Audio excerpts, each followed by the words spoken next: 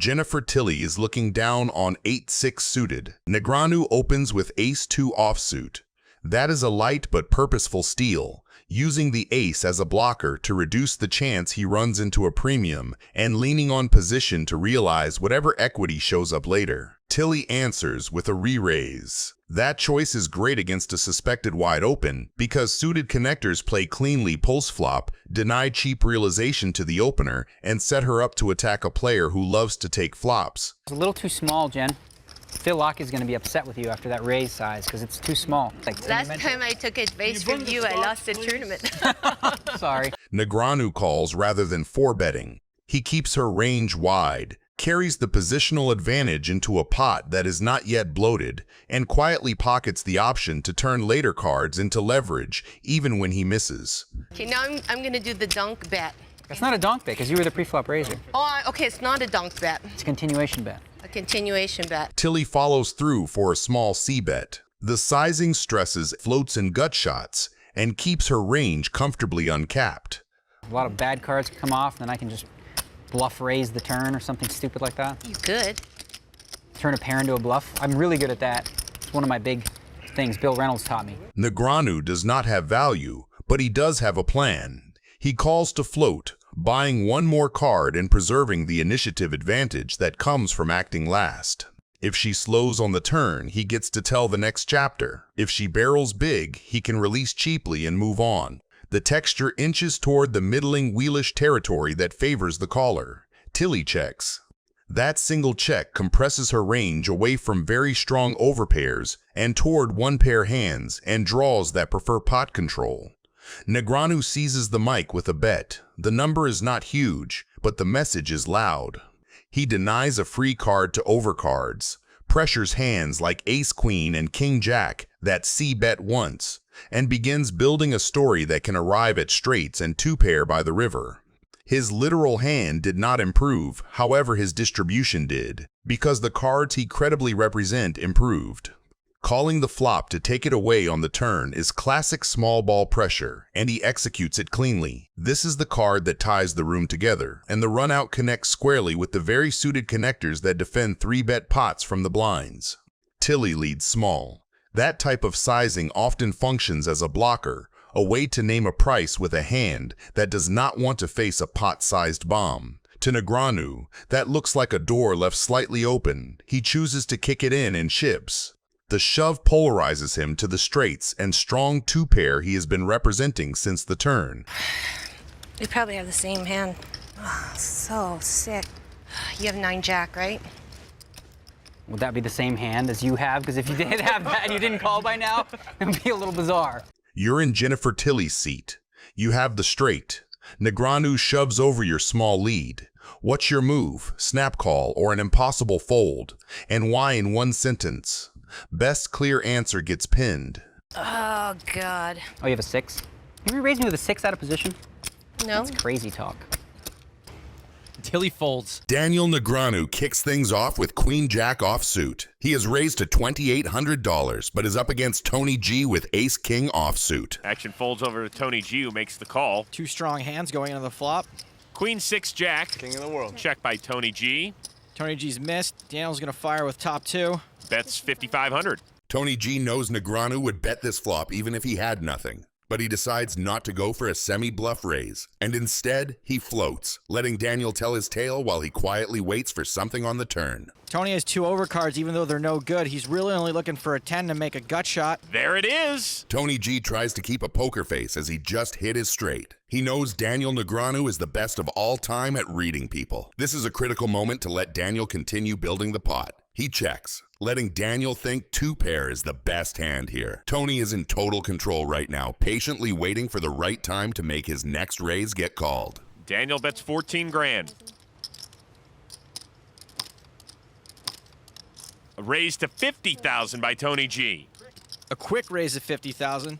Tony's the kind of player that could be doing this with a worse 2-pair. He could be doing it with a draw. He could be doing it with flat out nothing, but a raise that big, that fast, usually means only one of 2 things, a monster hand or a monster bluff. Daniel makes the call.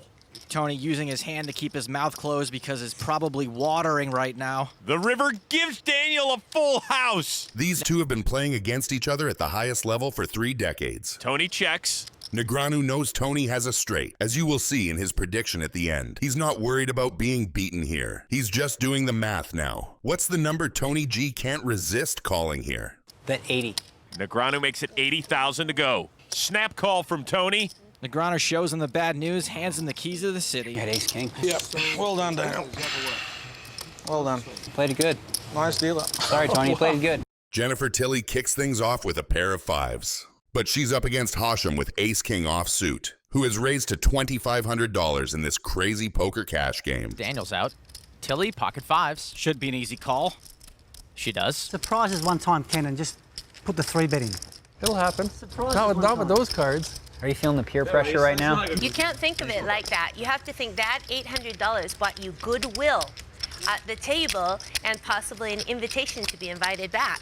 Because, you know, these guys Smart love woman. when you straddle. The flop comes 5 king 7 rainbow. Jennifer hits the set and Joe Hachem just made top pair top kicker. And if you know poker, you know that's the kind of hand that makes grown men hand over their chips with a smile and then cry in the parking lot. Tilly donks it for 3K. Poor Joe Hachem, this is just not his week. Poker isn't about what you have.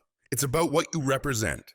And right now, Joe's call caps his range. He's telling Jennifer he doesn't have 2-pair. He doesn't have a set. He's sitting on a 1-pair hand, hoping to keep the pot low. 5 of clubs, quads for Jen. This is the second time Joe's been up against quads this week. Tilly is holding the bangers. But notice, no fast plays, not even a bet. She's hoping he has caught something to hold on to while she tries to slowly squeeze him off. Joe could easily think he's ahead.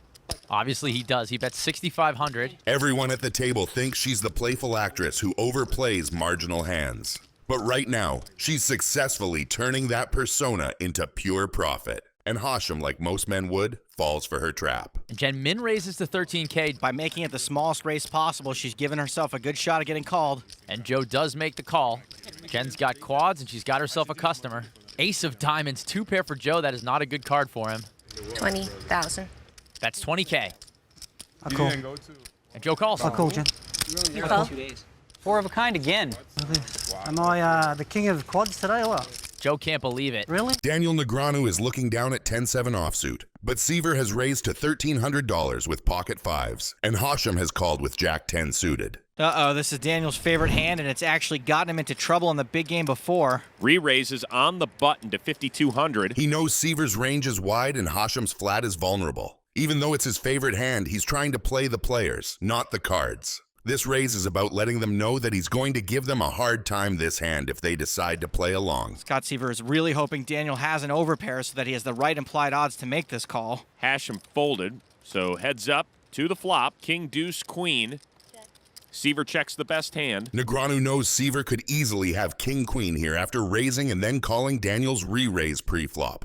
But why would he check? Daniel smells weakness, and that's usually when he gets curious. He reps, betting 6,200. Looks like Scott's gonna peel. He calls. Hachem wants his cards back.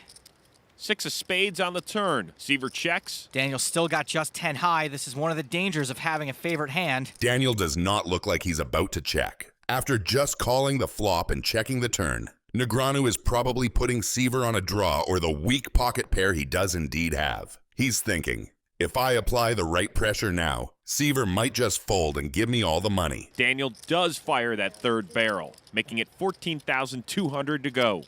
I could justify Scott's call on the flop, thinking maybe Daniel would shut down after one bet, but Daniel certainly hasn't shut down. Seiver keeps it going. He calls. Seiver's totally stationing Negreanu. You mean like a calling station? Exactly. 4 clubs on the river. Seiver checks. Sick. Daniel fires 36,000. Seiver is capped, checked every street, and never repped strength. Daniel has nothing, but he knows Seiver is weak enough to fold. This is a masterclass. Folds the winner. Phew-wee. You had me staring. I had my favorite hand. You know what that is?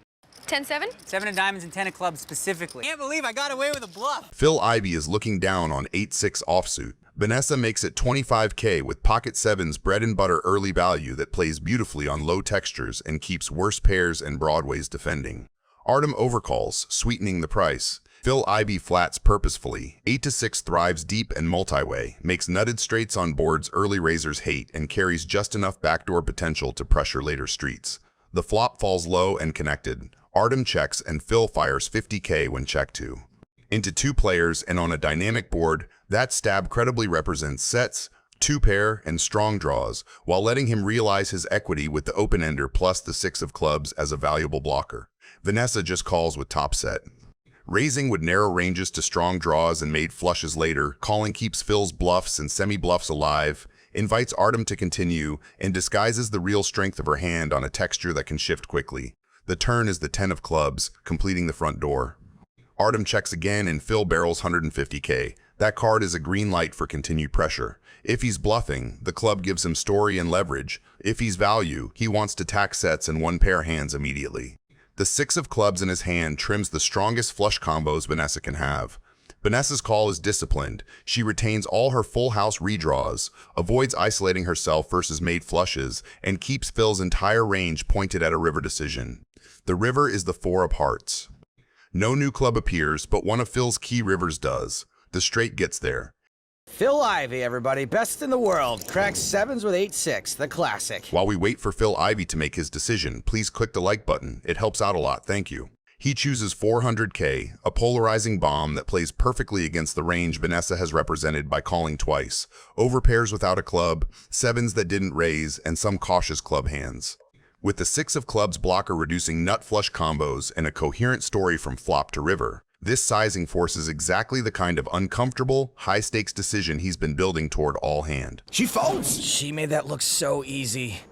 Not the turn I wanted to see. 3-7? Negreanu is looking down on 10-9 suited. Shlomi opens to $475 with pocket kings, the classic early position value raise that invites dominated high cards to make mistakes. Boniati flats behind, a routine set mine that keeps the opener wide and creates a pot where overpairs are forced to play multi-way. On the button, Negreanu overcalls with 10-9 suited. He buys position against a likely overpair, keeps the pot single raised so his connected hand can realize, and preserves a post-flop story that can credibly arrive at straights and 2-pair on many middling runouts. With 3 players and deep stacks, Negreanu's plan is to control price now and fight for leverage later. The board rolls out wet and middle, exactly the texture that pressures an opener's range. Shlomi continuation bets $1,525 into 2 opponents to tax the spades and charge the gutters while protecting his likely overpair. Boniati steps aside, Negreanu continues. With top pair, strong kicker for this configuration, and position, calling is superior to raising. It keeps Shlomi's bluffs alive, avoids isolating versus the strongest value, and retains every turn card that can add equity or scare an overpair. He's now set up to maneuver without inflating the pot unnecessarily. The Queen of Hearts lands. That card is fine for kings, but improves Negreanu's believable value region to include Queen 9 and some 2-pair that could have peeled. Shlomi opts for a measured $2,125, continuing his value protection line, without bloating the pot on a card that helps the caller more than the pre-flop raiser. Negreanu calls again, disciplined and deliberate. He keeps his range uncapped, realizes equity with 10-9, and holds the option to seize the narrative on favorable rivers, or punish thin value bets with a polarizing raise. The river is the 8 of clubs, a quiet but meaningful shift that completes 6-7 and strengthens combos like 9-8 that Negreanu can absolutely show up with. Shlomi puts out a small $3,000 bet, more price setting than power, trying to get looked up by worse pairs while avoiding a big decision. Negreanu springs the trap to $12,800, polarizing himself to straights, 2-pair, or sets, and telling a story perfectly consistent with his passive turn. 10-9 is a sharp candidate. It blocks calls from Queen 9, doesn't block missed spades, and represents exactly the value holdings that beat an overpair. Aces or kings? Can I say that, or is that illegal? Heads up. I can say what he has, but not what I have. Yeah. Okay. I'm thinking aces or kings. I appreciate you watching this far. Could you please give this video a like? Thank you. And Shlomi's now thinking, if you've read me for aces or kings, surely you can beat aces or kings. I have to fold. Daniel Negreanu has pocket kings. Raises? Queen high.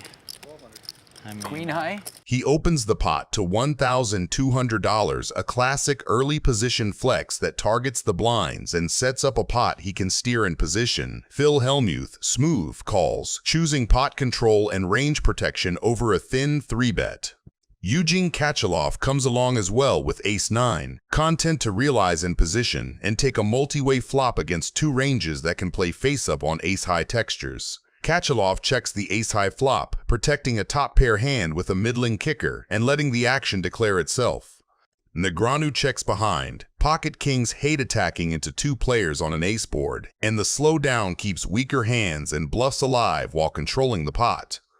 Hellmuth takes the invitation and fires $1,200, a small stab meant to fold out nothing hands and price set against exactly these cautious checks. Katchalov calls, signaling he is not afraid of a little heat with top pair. Negreanu overcalls, a cagey line that keeps both ranges uncapped and disguises the true strength of kings by wearing the same hoodie as ace-x. You too, Daniel? Yeah. My God. You didn't expect two calls, right? No, Just one. I was expecting one call. No. All three check the turn after the 8 rolls off. That card changes little. Katchalov sees no need to inflate with his kicker problem. Hellmuth's one-and-done bluff correctly shuts down into two sticky ranges, and Negreanu continues the sandbag, preserving the option to spring value or bluff catch on rivered scare cards. The river drops the king of clubs and the trap wakes up. Katchalov leads $4,200, thin value that hopes to get paid by worse aces and denies a free showdown to stubborn pairs. Negreanu answers with a raise to $14,200, selling a story consistent with a slow-played monster or a patient ace that improved, and crucially targeting the very hand Katchalov is value betting. I think Phil's Hollywooding a bit here since he bet out on the flop. Hellmuth gets out of the way, his earlier poke having run its course. Faced with a credible, disciplined raise from a player who never overbets his bluffs, Katchalov has to reassess whether ace-9 is really a cash-out hand or a tip jar. What is your read? Are you folding or calling in Katchalov's position? Let me know in the comments. And Eugene folds. I had at least that. The loose cannon is looking down on pocket jacks. He puts in the re-raise to $4,200, and that single decision defines everyone else's incentives. From his seat, he is doing two things at once: value targeting the opener with a tight, high card-heavy range, and forcing the field to reveal how speculative they're willing to get at price. And Hachem, with a mid-pair, is taking the classic set mine plus pressure line.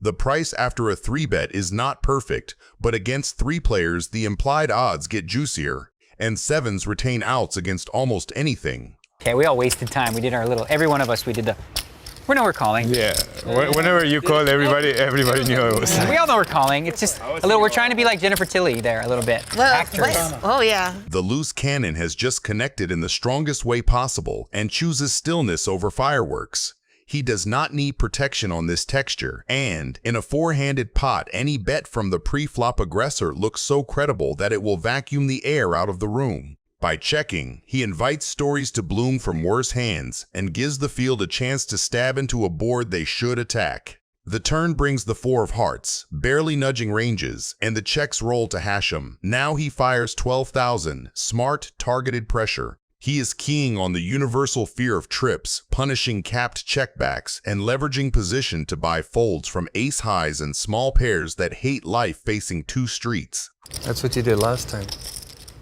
When? 12,000. Last night, Hachem bet 12-5 on the river against the loose cannon. Ken made the call with queens, and Joe showed him 2 pair to take it. It was 12,500 last time. Frankowski just calls. Note the elegance. Raising here collapses Hashem's bluffs and isolates only better or folding hands. Calling keeps the net wide, disguises strength, and lets Hachem talk himself into bigger numbers on rivers that do not change much. River is the deuce, another brick, and Hachem does the unthinkable. I'm all in. He's all in. Call. 4 jacks, I guess. Negreanu picks up Jack 4 suited, a hand most of us will fold, but Negreanu opens light to attack the straddle money, and Williams just flats with kings, which is a great slow play in this lineup. By not squeezing, he keeps the weaker parts of Negreanu's range in, lets the third player come along with dominated hands, and hides the real strength of his holding. On a jack-high flop, the initiative flips to pure range advantage. Negreanu has all the top pair junk kickers, all the jacks from his open, and tons of c-bet candidates. His small bet is value and protection at the same time. He wants folds from underpairs and worse broadways while still keeping dominated jacks in the pot. Williams springs the trap with a raise that does two jobs. It inflates the pot against the exact hands he's targeting, top pair worst kicker, and it taxes the draws and gutters that would love a cheap turn. The sizing is clever, big enough to deny, small enough to keep Negreanu attached with his one pair hands. Negreanu's call is the disciplined answer.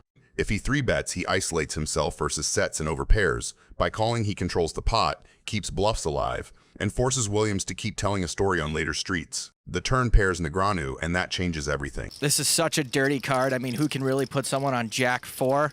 Jack 4 goes from bluff catcher to a genuine value hand that beats the most common part of Williams's line, which is exactly the overpairs that raise flop and barrel turn. When Williams continues with a confident bet, his range is face-up strong but capped below sets because of the pre-flop flat. I'm all in. Negreanu's shove is surgical. It denies the river to kings and queens. It charges every nut flush draw or combo draw that decided to keep pressing, and it leverages fold equity against hands that hate calling off but also hate folding. Precisely the overpairs that Slow played pre. If he only calls, he lets every overcard, counterfeit, or backdoor scare card complicate the river, and he gives Williams a free shot. Jamming sets the price now and punishes the trap. How much is it? 50, 74, 9, 80. Call? Once or twice? Okay, we want to see hands first or no? Well, I don't care. I'll do twice either way. I'll do twice. First river card is a jack. Oh, that's it. That's a good one for me. The second river is a 7. Malec is looking down on pocket 4s. He limp calls the small blind to keep the pot cheap, hide his strength, and tempt the big blind to isolate wider than normal. Reichenstein does exactly that with queen 6 offsuit. 1.2? 1.4. Wow. 1.4. Okay. Yuri may end up regretting telling Sebastian to have fun.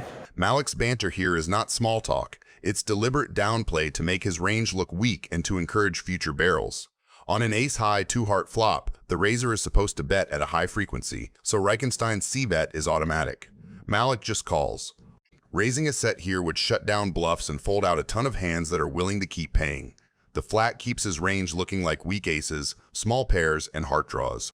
It also preserves the initiative narrative on Reichenstein's side, which is exactly what you want when you're trapping.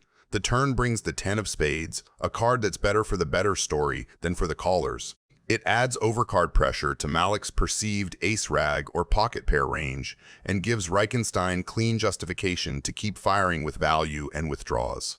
Malec calls again. He isn't worried about protection. He wants the widest possible river betting range. Calling maintains the illusion that he's hanging on with a marginal one-pair hand or a busted draw and invites a big third barrel. Malec improves to quads. Oh, wow, just quads. The river is the 4 of diamonds and it detonates the trap.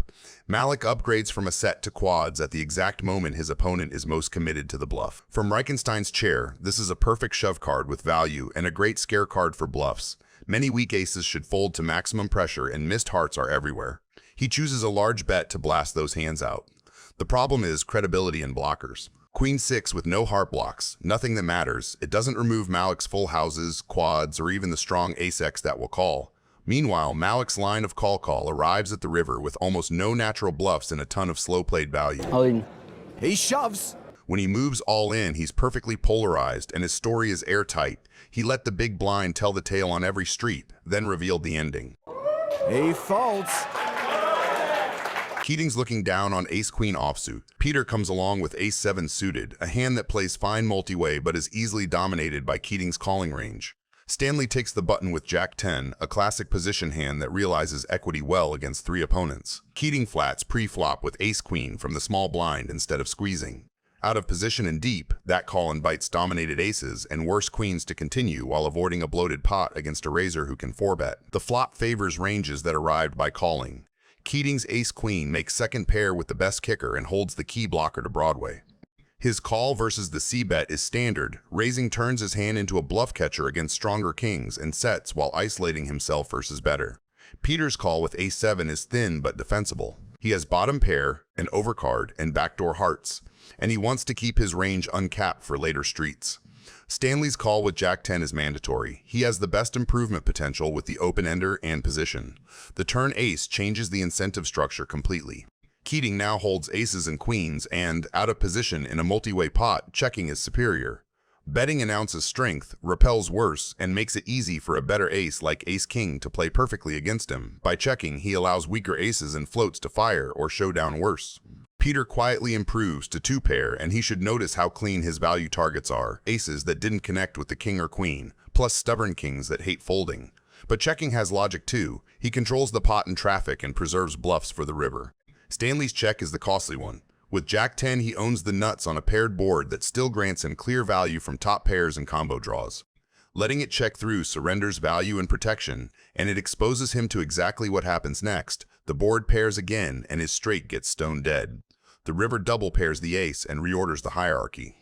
Keating upgrades to aces full of queens, Peter lands on aces full of sevens, and Stanley is drawing thin to chatter. And this is going to get very nasty for Peter. Maybe Stanley also, but especially Peter. Checks from Keating and the original raiser are invitations. Peter accepts with a big bet that targets trip aces and missed draws and tries to dodge raises from the few better full houses. Stanley correctly folds once the ace pairs again, straights or dust. Keating's river decision should lean exploitative here. Against Peter, who routinely overplays strong one-pair and boat combos, a value raise prince. Keating's hand is under-repped. He blocks the most common equal boat with the queen. Peter's turn check makes ace-king less likely, and Texas Mike is capped after check-check. Did he just call? He just called. Phil Hellmuth is looking down on 9-7 offsuit. He limps, which caps his range and invites someone to attack the dead money. Minieri obliges with an isolation raise using a suited king, a great candidate because it has blockers, plays well post-flop, and pushes the button on everyone who limped. Locke and Martinez come along, which pulls the SPR up and widens continuing ranges. I get unstuck. I get off the tilt juice. Hard to get off that tilt teat. Hellmuth overcalls rather than 3-betting, a choice that keeps the pot manageable, preserves positional leverage against the raiser, and allows weaker holdings to realize without facing a big pre-flop decision. This texture is excellent for the pre-flop aggressor. As the only player who routinely shows up with strong King X after raising, Minieri can c-bet profitably. The small sizing pressures ace high, punishes underpairs, and denies equity to random backdoors while risking little against slow-played traps. Hellmuth check calls instead of raising. That keeps bluffs firing, prevents the pot from ballooning versus the portion of Minieri's range that will not fold, and sets up a decision tree where Hellmuth can choose which turns to accelerate on. Multi-way callers have folded, so we are quickly moving toward a heads-up range battle that favors the in-position player's initiative and the out-of-position player's ability to trap. The second king super polarizes things. From Minieri's seat, this is a green light to barrel because his range contains far more King X than Hellmuth's limp call range. The bet around $5,300 targets exactly the hands that called once and hate life now, medium pairs and stubborn ace high, and it continues to build a pot in case he is ahead. Hellmuth's second check call is strategic. Raising isolates him against very strong holdings and folds out hands that might bluff again. Calling keeps his range wider, invites another polarized river bet, and protects the times he is bluff catching with decent showdown value. From a range math perspective, once the king pairs the pre-flop raiser's value density increases, which means the out-of-position player should avoid thin raises and lean into induce lines. Nothing material completes, so Minieri retains a nut advantage and chooses a large polar bet of $17,200. That sizing asks a capped range to overdefend, and it puts maximum pressure on one-pair type catchers that arrived here by calling twice. Oh, man. Hellmuth's final check call makes sense within that framework. He beats all the natural stabs that gave up drawing equity on the turn. It's just unreal what happens to me at this place. I mean, I'm just so sick of it, you know? I mean, I had the best on the chart, I had the best hand on the river. What the is going on in this place? They do me kings versus queens, How do you call it? You always trips. take a bluff. I only wait for the nuts.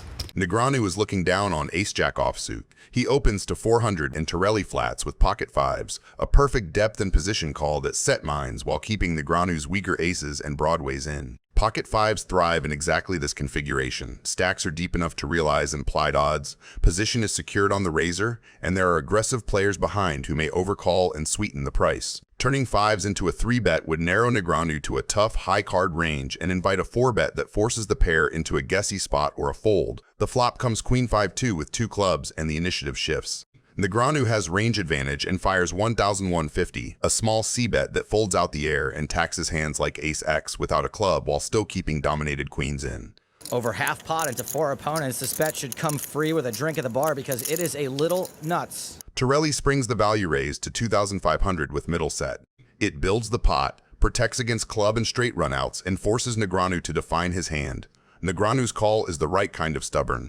With ace-jack, he has 2 clean overcards, the nut club backdoor via the ace of clubs, and he keeps Torelli's bluffs and thinner value lines alive, rather than turning his hand into a bluff with a 3-bet. The turn is the jack of clubs, and it's a huge texture shift for Negreanu's strategy even though he's still behind. He pairs up, picks up the nut club blocker, and leads 3100 into a range that just advertised strength on the flop. The donk bet does several jobs at once. It denies a free card to ace-queen and king-queen with a club. It prevents Torelli from setting the price with all of his strong but vulnerable hands. And it tells a story consistent with a flush that arrived and now wants value. Torelli's call keeps the trap set with his set of 5s, but notice how the informational asymmetry flips. Negreanu has seized the narrative and gets to choose the river cadence. The river is the ace of diamonds, pairing Negreanu to aces and jacks and leaving the front door clubs unchanged. And he moves all in. We could be about to lose Daniel Negreanu. And immediately turns to the weapon that separates him from almost everyone else at the table, live read pressure via table talk. He starts narrating the hand out loud in a way that pins Torelli to a category. Got ace, queen of hearts or something? Alternating confidence with doubt so that every nod in Torelli's head feels recognized. He sprinkles in just enough truth to be believable. It's like I want to fold. Really? You have a what?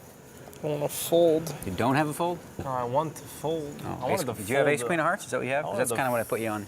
Fold the damn turn. Ace, queen of hearts might get half. Go for the high, I'll take the low. Might get half, that's good. I appreciate you watching this far. If you're enjoying these videos, hit that like button. It really helps me out. Thank you. You're special though. That's what I've been told. He had 5s? Ding. And he lays it down! He folds the set! Show like a red 9 and you're my hero. I'll show you one card, that's good. Let's see. King of clubs. Wow, what a card, right? Jennifer Tilly kicks things off with pocket 6s. This is a decent hand to entertain a small raise with and see if luck is on your side. Back on Arden. She calls the 3-bet as well, so 3-way to the flop. Oh my word, set over set and Griffin's flop top pair? This is going to be bad for Griffin, but it's going to be real bad for Arden.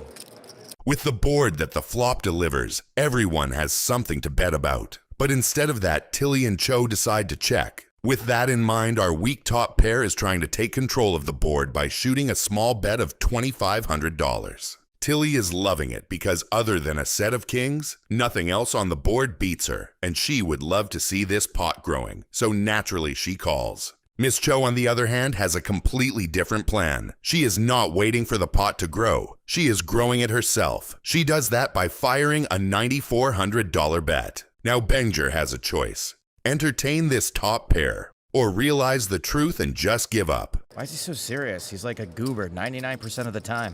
The angry man quickly decides to fold and not pursue the king. On the other hand, Tilly is more than happy to oblige Miss Choi by re-raising to $30,000 with her set of 6s. Oh boy. Jen re-raises $30,000. At this point, Miss Choi should know the deep trouble she finds herself in, but still decides to go ahead and call on her set of 5s. The turn delivers the 9 of clubs, a card that is completely irrelevant to both of them. If I was in the position of Tilly, I would be betting pot here. What would you? Let me know in the comments below. I guess Tilly is not so happy about my jamming suggestion, so she decides to check here and wait for something magical on river. Same thing for Miss Choi. In her case, though, that is in her favor. And Arden spikes a 1-outer. She's got quads. Meanwhile, Jen has rivered a full house. Buckle up, because this hand just went from pretty sick to absolutely bonkers. People say patience is a virtue, but in Tilly's case, her patience came to bite her from behind. The river delivers the only card that can save Miss Choi, and that is the 5 of clubs. Now the only question is, will Tilly get baited by her now full house hand? Or will she read her for the quads Miss Choi has? And as we all thought she should do, Miss Choi goes. There it is.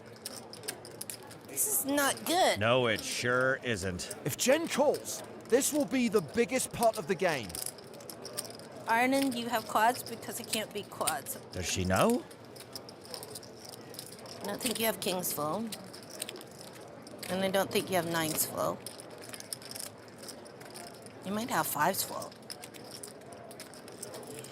That's a call.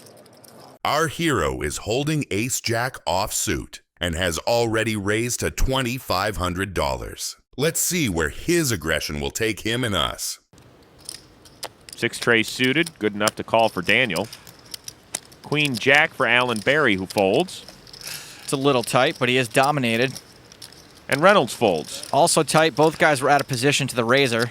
I'm very unhappy right now. The flop comes deuce ace king with a flush draw for Negreanu and top pair for our hero. With everybody but Negreanu folding, our hero is in prime position with his pair of aces to take over the pot. He fires a small bet of $4,000, which Negreanu casually calls. I would bet more aggressively and try to defend the top pair from the flush draw. The turn, the 10 of diamonds, Robl picks up a straight draw.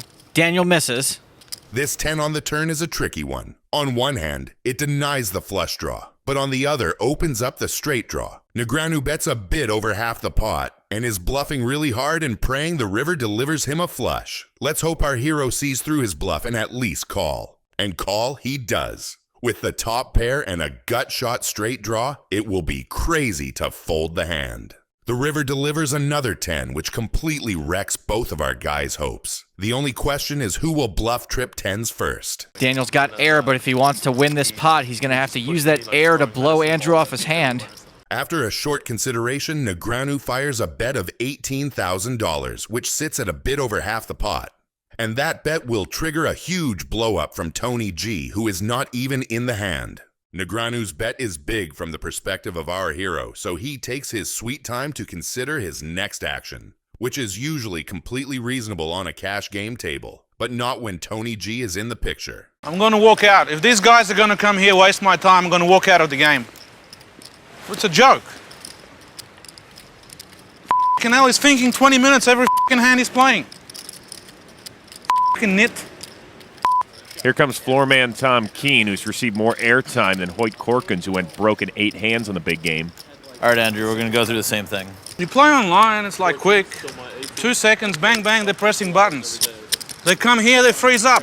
With the countdown already ticking, all the pressure in the world was on our hero and his pair of aces. Let me know in the comments what is the best hand that you regret folding.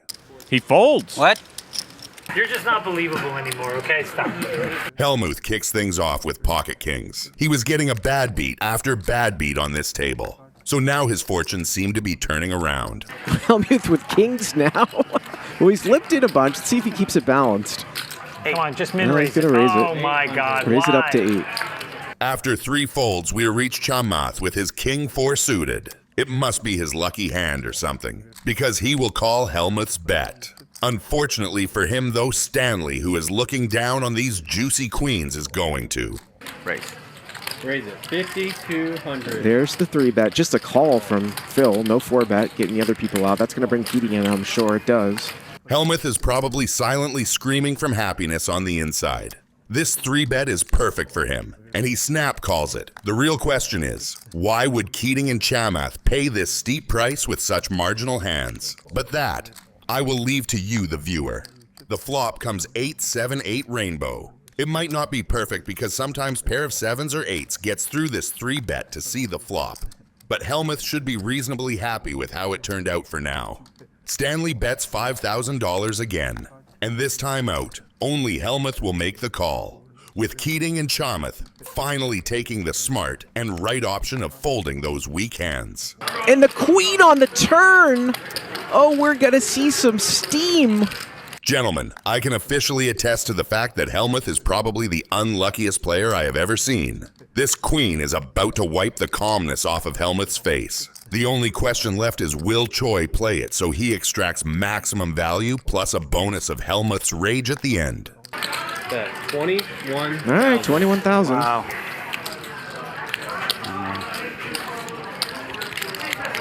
I have a bad feeling you have me, but I have an overpair. Yep.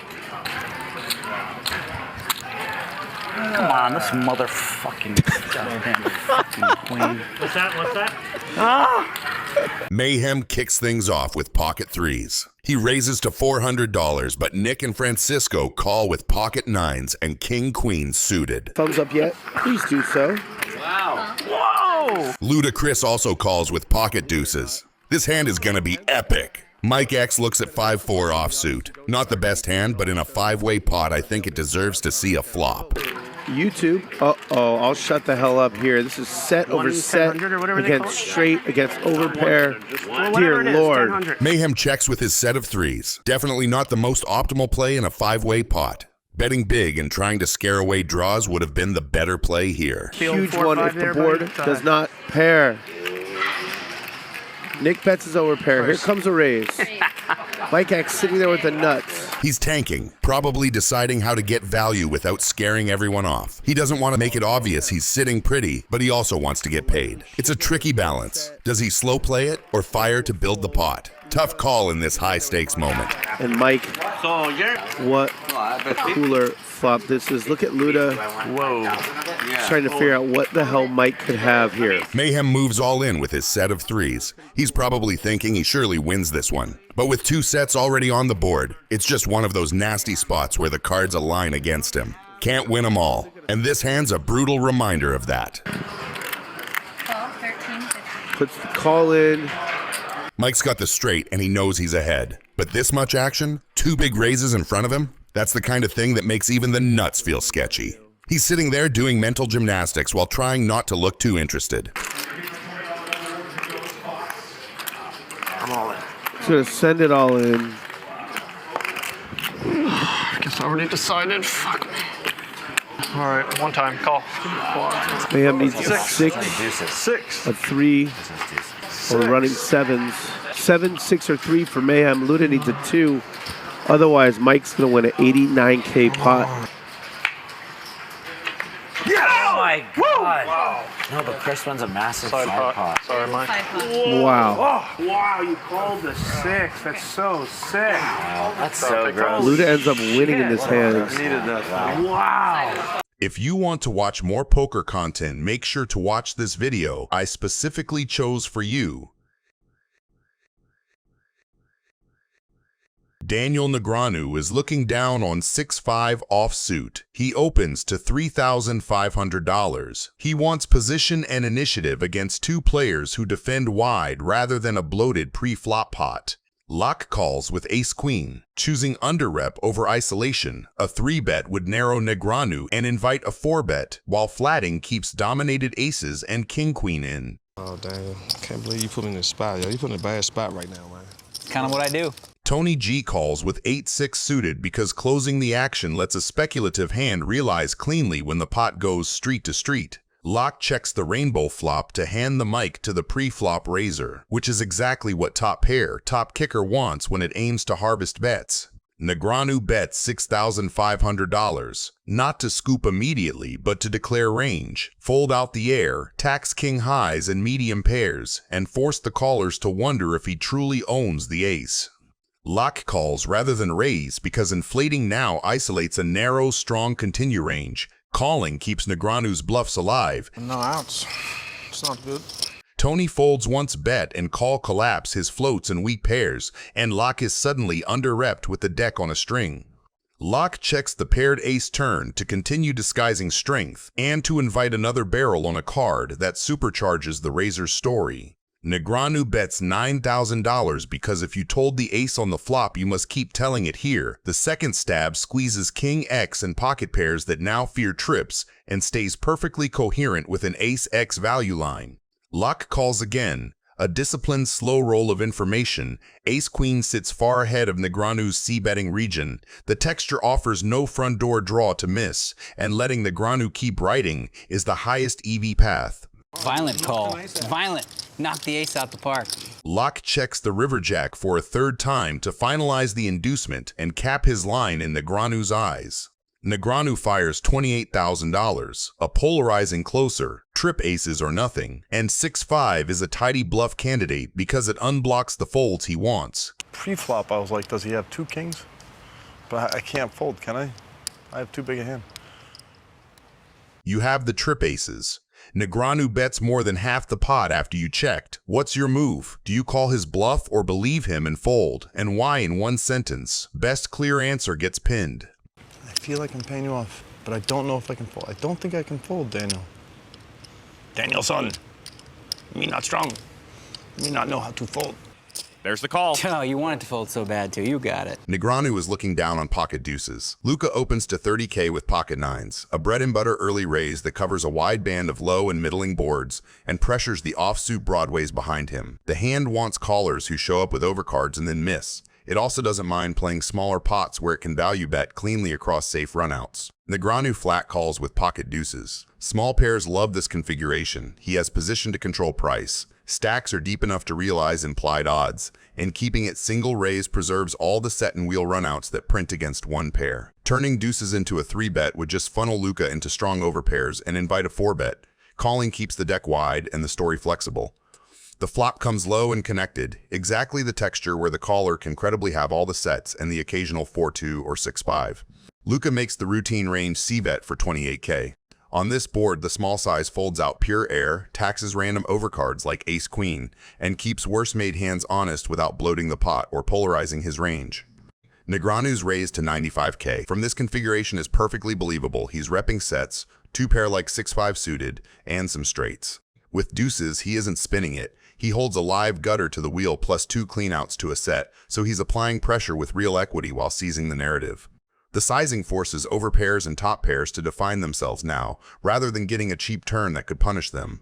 Luca's call protects his overpairs and some slow plays, but it also hands tempo to Negreanu and nudges Luca toward a bluff-catch posture on a lot of turns. He's inviting Negreanu to keep telling the story and hoping to catch him on a bad card. The turn pairs the 3 and Luca checks. It's a tricky card for both players. It slightly trims the number of set combos. Negreanu repped on the flop, while making overpairs feel a touch safer against bluffs and draws. Negreanu checks back. That's the disciplined pivot. Firing again would polarize on a card that dulls his set story and invites stubborn calls from exactly the hands he wants to move on the river. The river is the 8 of clubs, and Luca checks a 3rd time. After flop pressure and turn control, that 3rd check leaves his range heavy on single pair hands that hate facing a big ask. Daniel bets ridiculously big, 400K. Wow. And Luca folds. Phil Ivey opens the action to $30,000 with ace-queen offsuit. It's one of those hands that plays beautifully as a raise, strong enough to push folds, but not so premium that he wants to trap.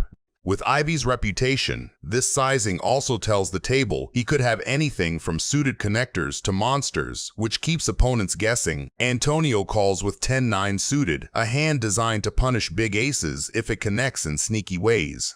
Suited connectors like this can win disguised pots, especially deep stacked, and Antonio knows he's the type of player who can pressure later streets if he senses weakness. It's bone dry, no clear draws, no top pairs, and Ivey has all the range advantage after raising preflop. Maria checks as expected, and Ivey seizes the lead with a $60,000 continuation bet. He wants to fold out junk and keep worse broadways honest. Antonio doesn't just call, he raises to $150,000. This is a statement. He knows the board favors Ivey's high cards, but it doesn't actually connect with them.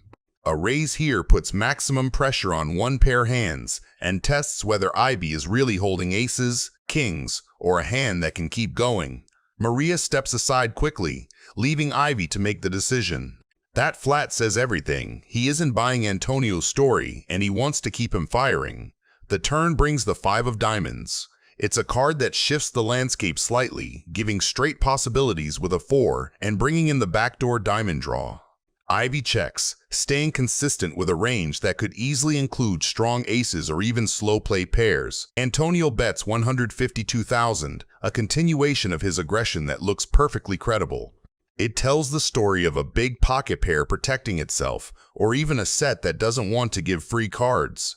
You think Phil Ivey became the kind of guy who forgets his best friends being inducted into the Poker Hall of Fame by folding turns? Come on. But Ivey doesn't flinch. His call here isn't just about the strength of ace-queen high, it's about forcing Antonio to keep proving his hand. With the pot ballooning, Ivey knows every future decision will be magnified, and this measured call keeps his range strong and his options open. The river falls the jack of clubs, and now things get brutal. The card looks innocent, but it secretly upgrades Antonio's 10-9 for Ivey. The board still looks like a miss for a lot of Antonio's bluffs, and this is where he flips the dynamic. I just realized if he bets here and it's a bluff, he could go to the cage. That's a huge bet. That's 60% of his chips. And there's the bluff card. Oh man, Phil Ivey could be going into the cage. I want to get to know you better. Let me know who will you choose between Phil Ivey and Antonio Esfandiari as your favorite player, and who should we compare to next? Let me know in the comments. All in. No! He shoves! Phil's not going into the cage. This is literally the most disappointed I've ever been. Antonio's just missed out on the chance to put Phil Ivey behind bars and win $25,000! Selbst, sitting in the big blind, looks down at a pair of jacks. A strong but tricky hand in this scenario. Facing a raise and a 3-bet, she opts to flat call rather than 4-bet. While a 4-bet would help narrow the field and define her opponent's ranges, it could also bloat the pot and force her into tough post-flop spots if she's up against a hand like queens, kings, or aces. Her flat call allows her to control the pot size while disguising her hand strength, keeping her range wide enough to include potential traps.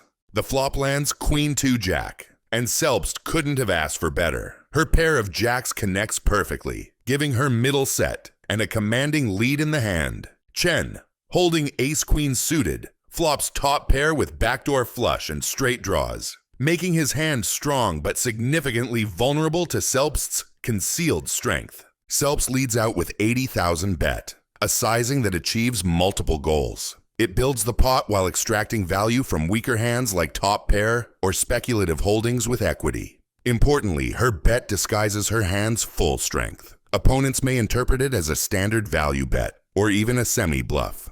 Chen, with top pair and additional equity from his backdoor draws, decides to call. From his perspective, Selbst's range from the big blind could include hands like king-queen, queen-jack, or even bluffs, making a fold too conservative. The turn changes the dynamics of the hand with the 8 of diamonds, creating a more draw-heavy board. Selbst still holds the lead with her set of jacks, but the new card introduces a flush draw and enhances the straight possibilities. She increases the pressure with a bet of 150,000. This bet is designed to charge draws like the nut flush and extract further value from hands like Chen's top pair. While the sizing is solid, Selbst may have missed an opportunity to go larger, putting Chen to an even tougher decision. Chen's ace-queen suited improves with the nut flush draw, making his hand significantly stronger in terms of potential equity. He calls the 150,000, which is the correct decision based on the pot odds and his outs to the nut flush. By calling, Chen keeps the pot manageable while preserving his chance to improve on the river. The river delivers the 7, completing Chen's nut flush with ace-queen suited and spelling disaster for Selbst. Unaware of Chen's exact holding but recognizing her set is still vulnerable, Selbst decides to shove all in. However, this move is a misstep. The shove assumes Chen might fold marginal holdings, but his turn call strongly represents a flush, especially the nut flush. A smaller bet, or even a cautious check, could have limited Selbst's losses given the dangerous board texture. Chen barely needs to think. With the nuts, his call is automatic. There's no possible hand on this board that can beat him. He confidently flips over his cards, claiming the massive pot, and leaving Selbst regretting her river shove. Daniel Negreanu looks down to King 10 offsuit, a hand with decent equity in a 4-way pot. Against him is Elizabeth Houston, who opens to a Queen-Jack offsuit. Let's see who will the poker gods bless this time. See that? Cheap flop. Reynolds folds. Also makes it easier to call this 3-bet from Tony G. He raises to 2,000. Queen-Jack for the cannon. She calls out of position. So does Daniel. And like that, Williams built himself his own little pot odds. He calls 2. 4-person party to the flop. The flop comes 8 Queen Jack Rainbow, which is perfect for Houston. She is looking at top 2 pair with no danger of a flush and only a potential straight or a pocket pair being in her way. Her odds look great, but I think she should have bet harder before Negreanu had a chance to see more of the community cards. I fold. Thank you, William. With the bet sizing being insufficient, even Tony G with his mid pair of jacks that have 2% equity will make the call. The turn delivers the 4 of spades. Things couldn't have been better for Houston. Pocket 4s would have probably folded, same as the pocket 6s from earlier, but she is still afraid of the flush and straight draw. That's why she fires a bet for a bit over half the pot, which I think will be yet again not enough to get Negreanu off his hand. Daniel's checking out her stack, knowing she probably has something strong enough to lose it all if he does make the nuts. Negreanu casually calls her $15,000 bet as predicted. But at least Tony G and his adventuristic jacks are gone. Now let's see what the turn will bring for Negreanu. And it is the ace. What a cooler this will be at the end. That's Daniel's gin card, and this could get ugly for the cannon. I expect her to bet here. Now she checks. Somehow she knew to slow down. Daniel's got the nuts. Let's see how much he thinks she'll pay off. 50. If Elizabeth has watched the show at all, she would know Daniel doesn't bluff raise the river very often. No one does. If Elizabeth makes this call, she'll have less than 30,000 remaining in her stack. Call. Ouch. She sees it. Damn it. Nick Airball finds ace-king suited in late position and turns the pre-flop spot into a squeeze. His 3-bet to 10K is perfect at these depths. It punishes flats, leverages 2 premium blockers, and sets up a post-flop range edge against the blinds. Ryan defends the big blind with pocket queens, a disciplined cold call that keeps worse in and avoids getting 4-bet into a nightmare. Calling also disguises his hand. If the board doesn't spike an ace or king, he'll realize well from out of position. The flop is range heaven for the 3-better and exactly the sort of board where Nick's holding sits on top. He goes tiny for 4K. On high card, Rainbow textures the small stab is doing 2 jobs at once. It taxes stubborn middling pairs and extracts from dominated top pairs without polarizing his range. Ryan's call is perfect. Raising turns his hand face up and risks folding out all the second best value that will keep betting for him. Calling keeps Nick's range uncapped and preserves the trap. The turn is a brick that mostly freezes ranges. Nick continues for 16K. That second small barrel keeps pressure on exactly Ryan's hand class. Strong but not invincible, and prevents the pot from getting checked through to a river that could counterfeit value. Ryan calls again, which effectively caps him under ace king and kings while keeping worse ace x and the occasional floated queen in. The river pairs with the king of clubs and the board flips hard toward Nick. Ryan checks for the 3rd time and Nick unloads 85K. I don't think I'm folding, but that was like the stupidest river. Wow, and Ryan seems to have a pretty good read on what's going on here. It's a great value sizing on paired top card rivers. The big bet forces queens, king queen, and even some ace queen to make a miserable decision. Ryan can't find the fold and gets shown the bad news. Nice slow roll. Nick Airball opens the cutoff to 2K and several players peel, Ryan among them from the big blind with king 10 suited. Multi-way changes everything. Opening ranges widen, top pair shrinks in relative value, and the pre-flop raiser's c-bet frequency plummets unless he can bet small and target a lot of second-best hands. The flop is a complete collision for the two we're tracking. Ryan flops trips. Nick already holds 7s full of kings. Into a field, this bet is powerful because it looks like automatic c-bet, while actually extracting from every king and diamond draw without scaring them off. Raising from Ryan would polarize him into exactly boats or bluffs and punt value against the rest of the table, so he just calls and keeps worse kings and bluffs in front of him. The turn brings the queen of hearts. Ryan checks again and Nick follows with another small value bet, 5K. That sizing continues the same story. It prices in dominated kings and sticky pocket pairs while keeping the pot multi-way friendly. If Nick goes big here, he folds out too much of the range he's targeting and isolates himself versus better kings. The river is the 10 of hearts and the script flips. After 2 streets of check call, he now leads for 20K. That river donk is smart for 2 reasons. First, the board texture can slow Nick's betting cadence and risk a check back. Second, compared with the first hand, where Ryan faced a big river blast, leading lets him set the price and guarantee value from worse boats and stubborn kings that hate folding. I have a bad feeling about this one. I have a full house. Me too. Ryan leads. Nick just calls, and Ryan wins a pot of $66,000. Vixen, our cowgirl over here, opens up to pocket kings. An extremely powerful hand that you want to 3-bet your opponents with. And that is exactly what she did. But against her is Zefish holding the pocket queens, who snap calls her bet.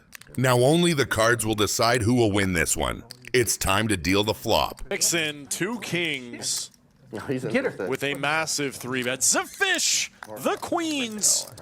They made a small mistake on stream which will be fixed. DQ with the ace-3 is folded and the pot is smaller. Even though our cowgirl queen was in the lead, this queen on the flop changes everything. But as she is first to act, Vixen decides to portray strength and bet $2,600.